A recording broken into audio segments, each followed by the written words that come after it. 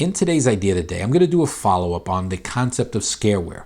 Now, most people who are familiar with ScareWare knows that ScareWare is like when you go to a website and it tells you as soon as you get up there, oh, we've detected you have 1,000 viruses, but if you click here on this recommended link, we'll make them go away. And of course, they scare you into thinking that you've got a virus, which is of course how they actually give you the virus. By you actually saying, yes, oh, please fix it. You're actually not fixing it. That's getting the virus. So that's traditional scareware. But there's a new wave of scareware that's even worse that you really have to be aware of. And that is telephone-based scareware. What we're talking about here is that because it's now free to make a phone call anywhere in the world, it added a new wave of telemarketers. And telemarketers are bad enough, but what's worse than a telemarketer trying to sell you a product or service are people using those phones fraudulently telling you they're the IRS. They're telling you that they're from Microsoft and that they determined you have some sort of virus. And there's a lot of other scams that you have to be aware of.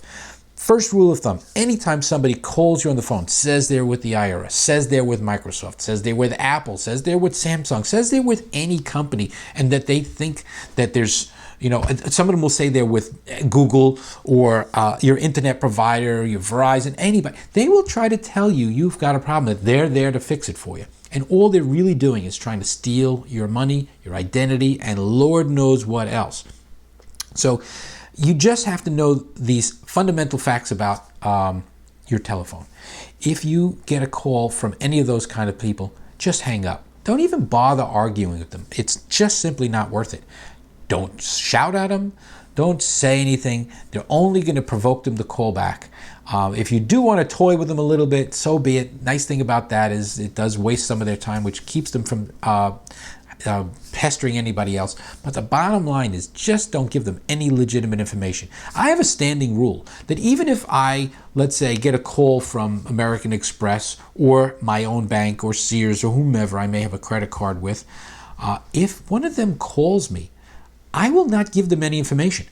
If they say, oh, we're with the Sears fraud department, we just want to verify some information on some recent transactions, I will not give them any of that information, because for all we know, they are actually fraudulent. You have no way of knowing. So anytime you get a phone call from anyone that's soliciting you, asking you for social security numbers, account numbers, or any other information, just say, no.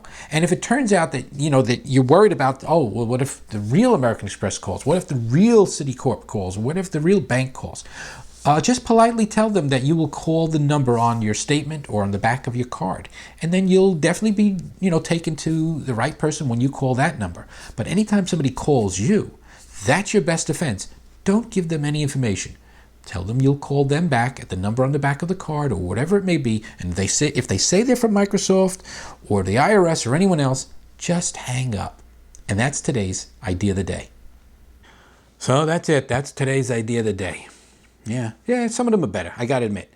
But if you really want to see a new idea each day, some of them are going to be good, some of them are going to suck. What are you going to do? Subscribe and visit ideaoftheday.com.